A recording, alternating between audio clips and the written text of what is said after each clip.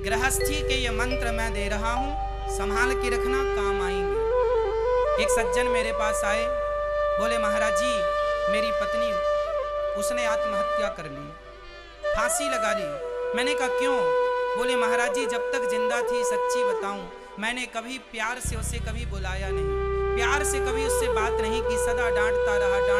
आज मर गई तो पता लग रहा है कि उसकी कमी कितनी बड़ी है, खल रही है वो कमी। उसकी कमी केवल वही पूरी कर सकती थी, अब कोई नहीं कर सकता। जब तक जिंदा है प्यार कर लो, सांसों का कोई भरोसा थोड़ी है कब किसकी पूरी हो जाए।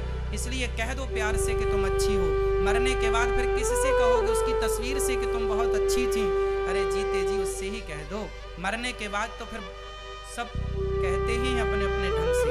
जीते जी मैं अलग ढंग का व्यक्ति हूँ, मैं ये मानता हूँ कि मरने के बाद मत रोया करो किसी की अर्थी पर, किसी के ऊपर। मरने के बाद ना रोइए। अरे जब तक वो जिंदा है प्यार से उसे सुकून दीजिए, सुख दीजिए, उसकी होठों पे मुस्कान दीजिए। अरे जिंदा हूं तो प्यार बांट लो, प्यार दे दो। मरने के बाद आंसू तो दुश्मन भी बहाएंगे। मरने के बाद रोने वालों की कमी थोड़ी होती है।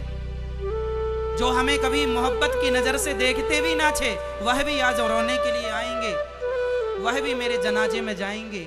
अर्थ क्या है, मेरे मरने पे तो देश जमाना रोएगा ही रोएगा। जब तक मैं जिंदा हूं तो प्यार कर लो, प्यार से कह दो, प्यार से बोल लो। माँ है, माँ से प्यार कर लो, पाँव दबा दो, माँ के होठों पे मुस्कान ले आओ। मर जाएगी तो उसकी तस्वीर को छाती से लगा के तो औलाद रोती ही है, पर जिंदा थी तो तुमने कितनी सेवा की। तस्वीर छाती से लगा के रोने से कोई सच्चा बेटा नहीं होता। जब तक माँ जिंदा होती है उस माँ की सेवा तुमने की होगी, और माँ की आंखों से आंसू खुशी के आए होंगे कि वाह भगवान मेरे बेटे जैसा भगवान सबको बेटा देना। तब तुम्हारा बेटा होना सफल हो जाएगा। रोने से कोई तुम सच्चे बेटे ना कहलाओगे कि तुम अच्छे सच्चे बेटे हो। लेकिन हमारे भारत में रिवाज उल्टा है। यहाँ बहुएं सास की सेवा, जिंदा सास है, बहुत सारी बहुएं तो अपनी सास की सेवा अच्छे से करती हैं, खूब ख्याल रखती हैं। उन बहुओं को तो मैं प्रणाम करता हूँ और उन बहुओं की चरण धूली तो माथे पे रखता हूँ। लेकिन कुछ बहुएं ऐसी हैं जो अपनी सास को एक गिलास पानी और 2 रोटियां भी नहीं देती। बूढ़ी माँ अकेली बना के खाती है, पाँव चलते नहीं, हाथ चलता नहीं, शरीर चलता नहीं, 2 रुपए की कमाई नहीं है। सरकार के वो वृद्धा पेंशन के भरोसे जिंदा है, 600 500 300 रुपए महीने के। उस पर क्या उसकी रोटियां पक जाएंगी? तुम अपनी माँ को रोटियां नहीं देते, सासू माँ को। और जब सास मर जाती है तो वही बहुएं जो गिलास भर पानी नहीं देती थी वही फ्रंट में बैठ बैठ कर रोती हैं, सासू माँ मर गई। सासू काहे रो रही हो? नाटक किसे दिखा रही हो तुम? क्या भगवान जान नहीं रहा है कि तुम कैसी बहू हो? दुनिया वालों को बेवकूफ बना रही हो कि खुद बेवकूफ हो? परमात्मा से क्या छिपा है? मैं क्या सोच रहा हूं ये भी मेरे श्याम सुंदर जान रहे। यहाँ चींटियां, यदि इस चटाई के नीचे चींटियां होंगी तो वो चींटी भी क्या सोच रही है, उसकी सोच को भी परमात्मा पढ़ रहा है। उससे क्या छिपा है? तुम अपनी सास को गिलास भर पानी और 2 रोटियां तो दी नहीं, और सास के मर जाने पर बाल्टियों से बहू आंसू बहा रही। इतना पानी ही पिला दिया होता तो कुछ दिन और जिंदा रह जाती तुम्हारी सास। केवल रोने के लिए बहुएं हैं। कुछ बहुएं इतनी चतुर हैं, फ्रंट में बैठ के रोती हैं, जहां आने वाले लोगों की सबसे पहली नजर बहू पे पड़े, ताकि लोगों को लगे बहुत प्यार करती थी। और कितनी चतुर बहुएं होती हैं, कई बार तो रोती रोती बहुएं बेहोश हो जाती हैं। ये वही बहुएं हैं गिलास और पानी नहीं पिलाई और देखो बेहोश हो रही। कितनी बड़ी नाटकबाज है ये। तुम्हें क्या लग रहा कोई देख नहीं रहा? परमात्मा तुम्हें कोड़े और मारेगा इस बात के कि तुम रो रही उल्टा। सेवा तो की नहीं हो तुम, पानी तो तुमने पिलाया नहीं, पाँव तो तुमने दबाए नहीं, और रोने के लिए खूब। इतना नाटक ना किया करो, दिखावा बिल्कुल नहीं, रियल सब चीजें अच्छी होती हैं। किसी के मरने में ना रोइए ना, मैं कहता तो हूं किसी के मरने में ना रोइए, मत रोइए। मरने में जिंदा है तो उसका सपोर्ट कीजिए। क्यों जी? रोना अच्छा है कि जीते जी उसका सपोर्ट सहयोग करना अच्छा है, उसकी होठों पे मुस्कान देना अच्छा है। मरने के बाद रोने लगे, कौन सा तुम्हारा बड़प्पन है ये? कौन सी समझदारी है ये? सवाल ये खड़ा नहीं होगा कि तुम कितना रोए मरने के बाद, जमाना ये पूछेगा कि तुमने जीते जी कितना सपोर्ट किया था उस व्यक्ति का। जनाजा उठाने के लिए बहुत लोग आएंगे, लेकिन जब मैं उठ रहा होऊंगा, तरक्की कर रहा होऊंगा, तो लोग पांव पकड़ पकड़ के खींचते। जब तुम्हारे सहारे की जरूरत थी तब तो तुम मुंह दिखाए नहीं, अब जनाजा उठाने चले आए। क्यों झूठी जिंदगी जीते हो मेरे भाई? क्यों नहीं सच्ची जिंदगी जीते? क्यों दिखावे में चल रहे हो? लोग कहते हैं लोग क्या कहेंगे, जमाना क्या कहेगा। अरे जमाना केवल यही कहेगा कि राम नाम सत्य है, राम नाम सत्य है, यही कहता है। इसलिए जमाने की परवाह ना किया करो। मैं परवाह नहीं करता कि आप क्या कहेंगे मेरे बारे में। जो कहना है साफ साफ कहता हूँ, सच्ची बात कहता हूँ, जो महसूस करता हूँ वो कहता हूँ। रियल जिंदगी को, रियल रिश्तों को, रियलिटी में ज्यादा आनंद है, दिखावे में आनंद नहीं है। क्यों जी? रिश्तों में दिखावा ना हो, रियलिटी हो, प्यार हो, मोहब्बत हो, सच्चा प्रेम हो। माँ से सच्चा प्यार करो, माँ की सेवा करो, पत्नी से सच्चा प्यार करो, पत्नी का ख्याल रखो, पति से सच्चा प्यार करो, बच्चों से प्यार करो, और बच्चों को केवल प्यार नहीं, संस्कारी बनाओ, संस्कारी बनाओ। रिश्तों की गंभीरता को समझो। आज जो रिश्ता तुम्हारे बगल में है, पास में है, कल रहेगा नहीं, इसकी कौन गारंटी लेगा? इसलिए रिश्तों को जिया करो। छोटी छोटी बात में आप नाराज हो जाते हैं, गुस्सा हो जाते हैं, बातों में कोई दम नहीं होती।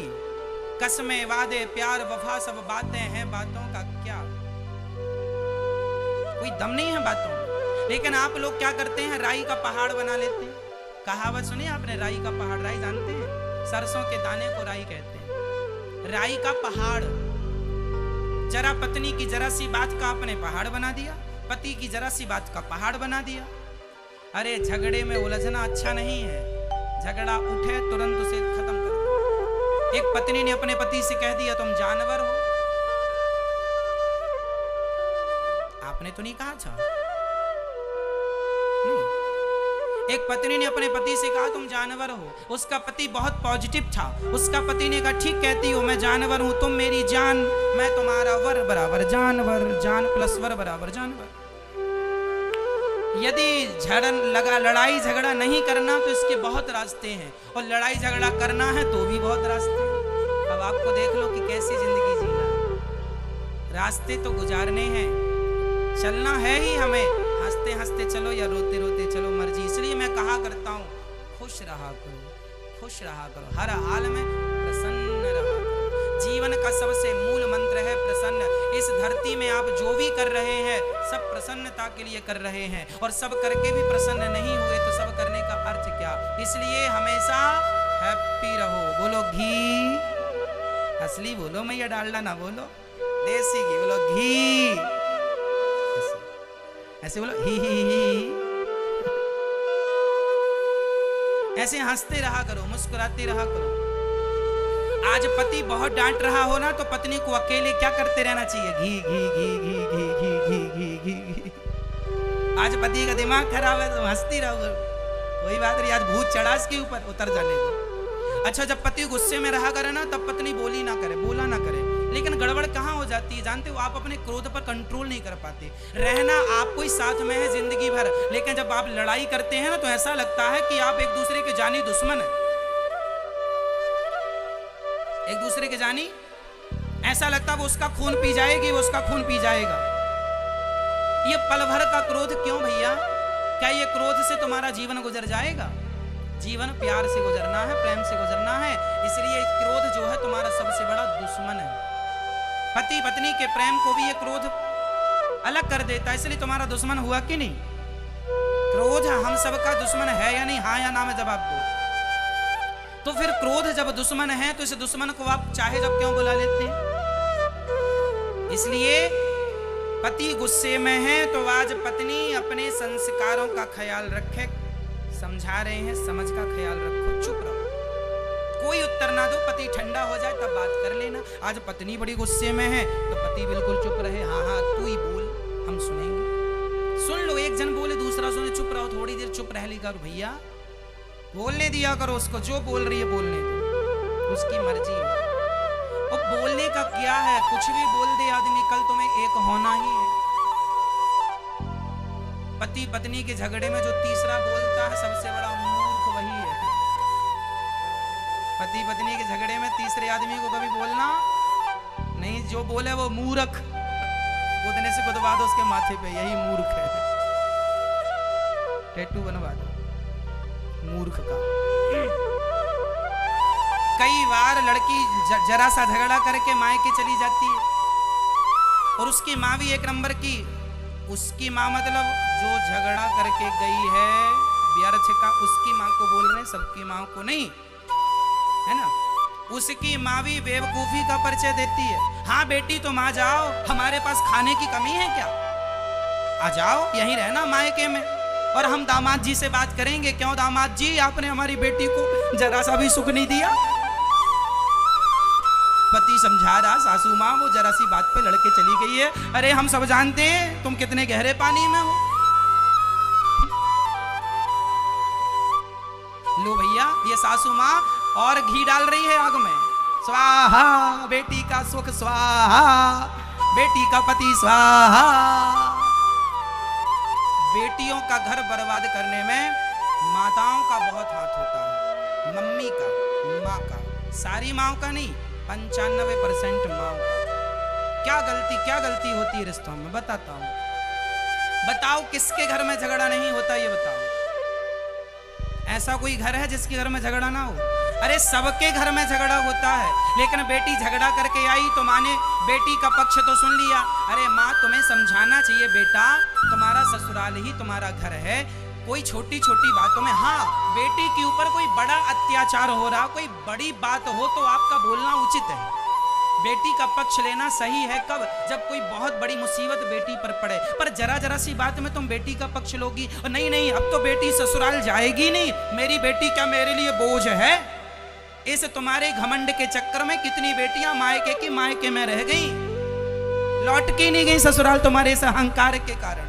जो तुम बोलती थी मेरी बेटी बोझ है क्या, और तुम तो मर जाओगी अभी कुछ दिन बाद।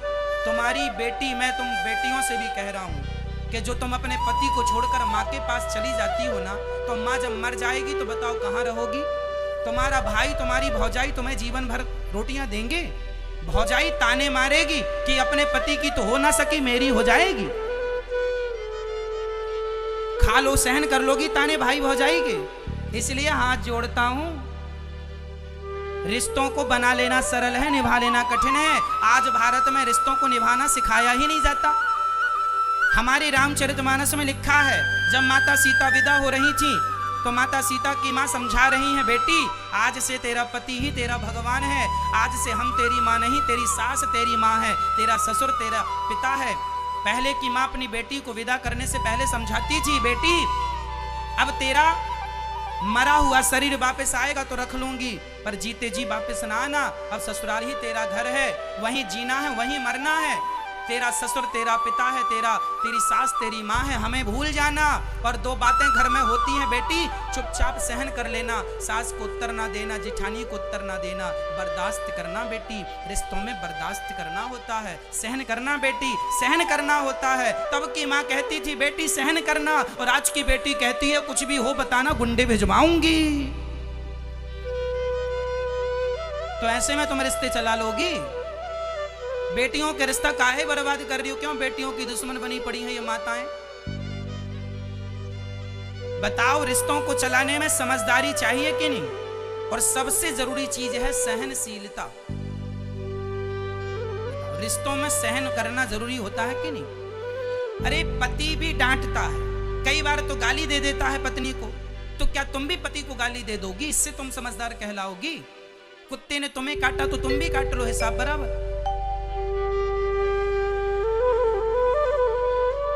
मेरी माँ, रिश्ते समझ से चलते हैं, गुस्से से नहीं।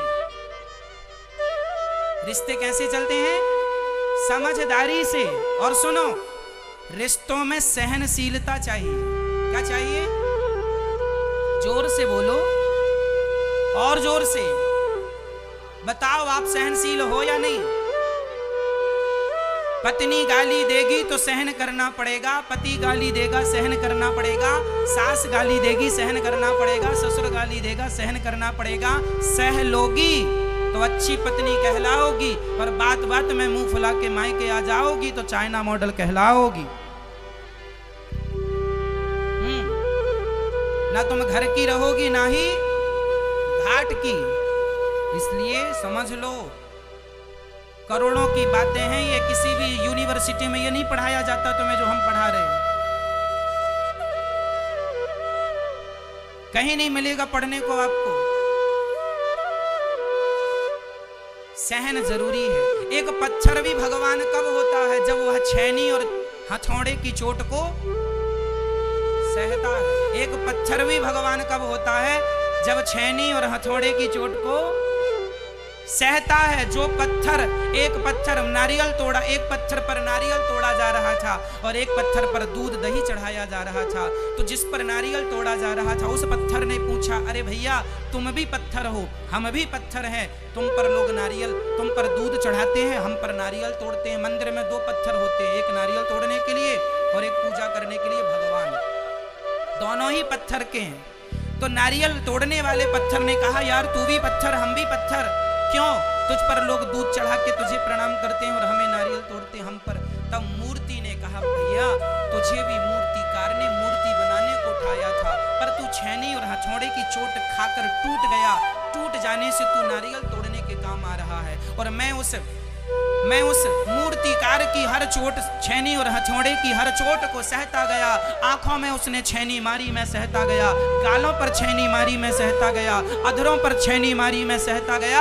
और जब हर चोट को सहा, मैं भगवान बन के पूज रहा हूँ। जो पत्थर चोट खाकर टूट गया वह कंकड़ बन गया, और जो पत्थर चोट सह गया वह शंकर बन गया। बिना सहे तो पत्थर भी भगवान नहीं होता, तो तुम बिना सहे महान हो जाओगी या हो जाओगे? इसलिए जीवन में क्या जरूरी है मेरी माँ? सहनशीलता। पति ने कुछ कह दिया, पत्नी ने कुछ कह दिया, बातों को दिमाग में रखो। मैंने एक दिन समझाया था, बातों को दिल से ना लगाया करो। हाँ या ना? तो आज से कौन कौन पति पत्नी प्यार से रहेंगे बिना लड़ाई झगड़ा? यदि आपने गलती की हो, लड़ाई झगड़ा चल रहा हो, तो सॉरी बोलिए अपनी पत्नी और अपने पति को। छोड़ो कल की बातें, कल की बात छोड़ो, कल की बातें, कल की बात पुरानी। नए दौर में मिलके लिखेंगे फिर से नई कहानी। मिलजुल के रहो भैया। जहां सुमति तहां संपत्ति नाना, जहां कुमति तहां विपत्ति निदाना। आप सभी पति लोग अपनी पत्नी को रोज आई लव यू बोलेंगे।